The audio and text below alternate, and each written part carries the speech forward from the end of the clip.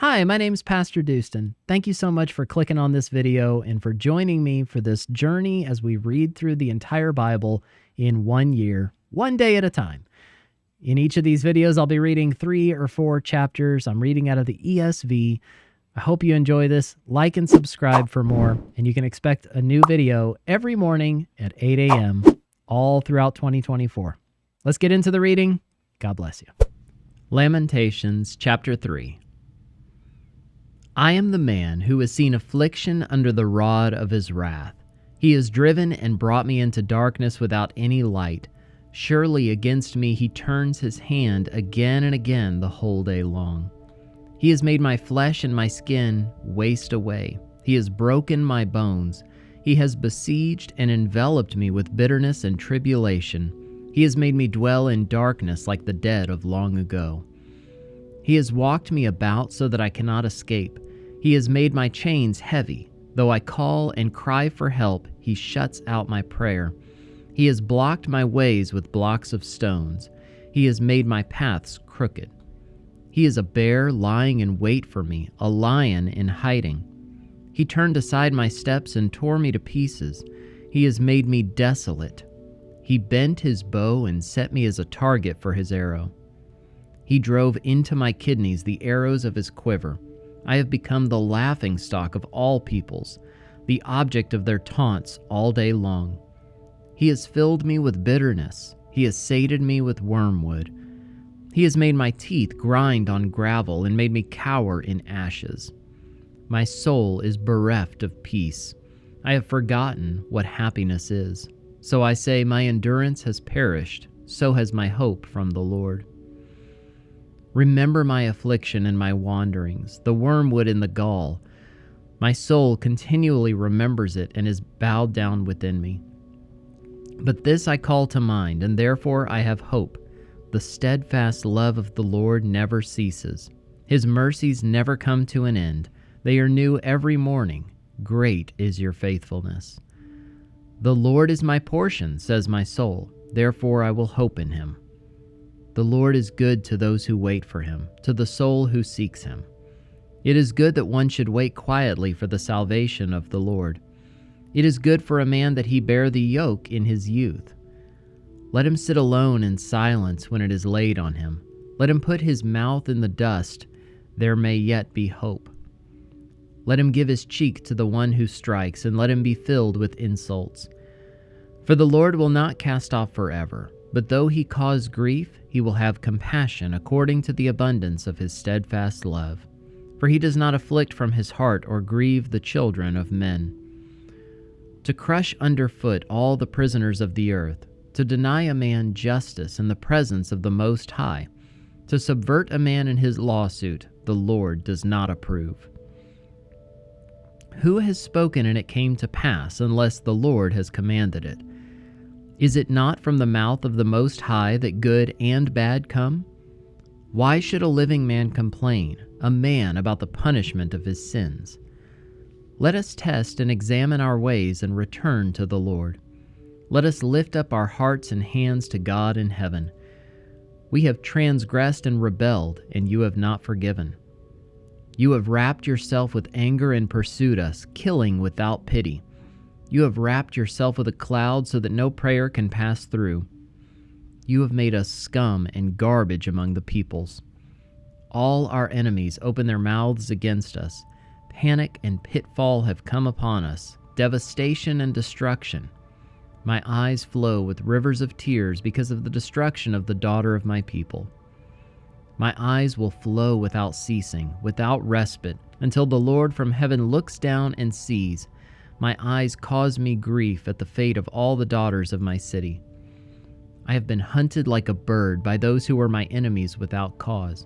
They flung me alive into the pit and cast stones on me. Water closed over my head. I said, I am lost. I called on your name, O Lord, from the depths of the pit. You heard my plea. Do not close your ear to my cry for help. You came near when I called on you. You said, do not fear. You have taken up my cause, O Lord. You have redeemed my life. You have seen the wrong done to me, O Lord. Judge my cause. You have seen all their vengeance, all their plots against me. You have heard their taunts, O Lord, all their plots against me. The lips and thoughts of my assailants are against me all the day long. Behold their sitting and their rising. I am the object of their taunts. You will repay them, O Lord, according to the work of their hands. You will give them dullness of heart. Your curse will be on them. You will pursue them in anger and destroy them from under your heavens, O Lord. Lamentations chapter 4.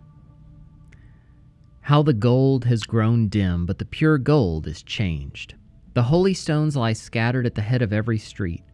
The precious sons of Zion, worth their weight in fine gold, how they are regarded as earthen pots, the work of a potter's hands.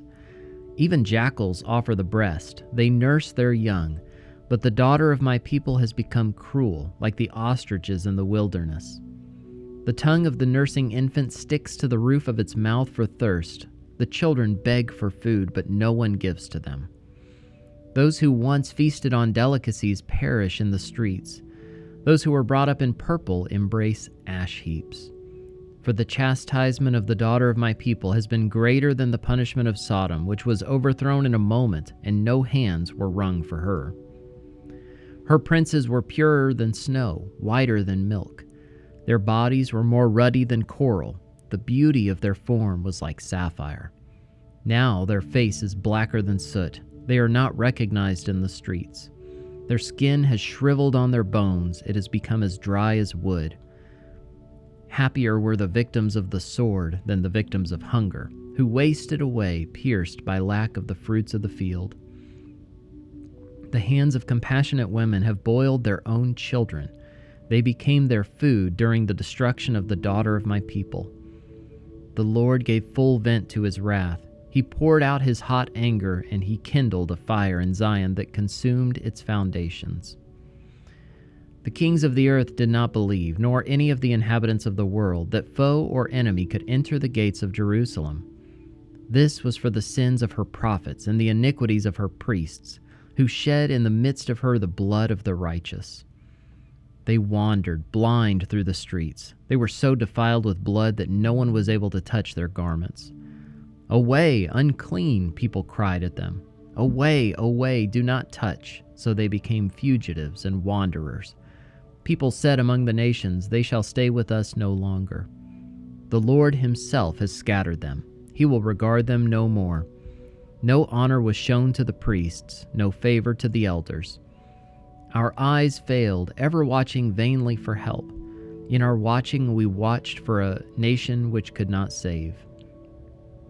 They dogged our steps so that we could not walk in our streets. Our end drew near, our days were numbered, for our end had come. Our pursuers were swifter than the eagles in the heavens. They chased us on the mountains. They lay in wait for us in the wilderness. The breath of our nostrils, the Lord's anointed, was captured in their pits, of whom we said, "Under his shadow we shall live among the nations."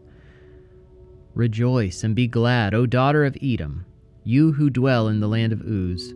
But to you also the cup shall pass. You shall become drunk and strip yourself bare.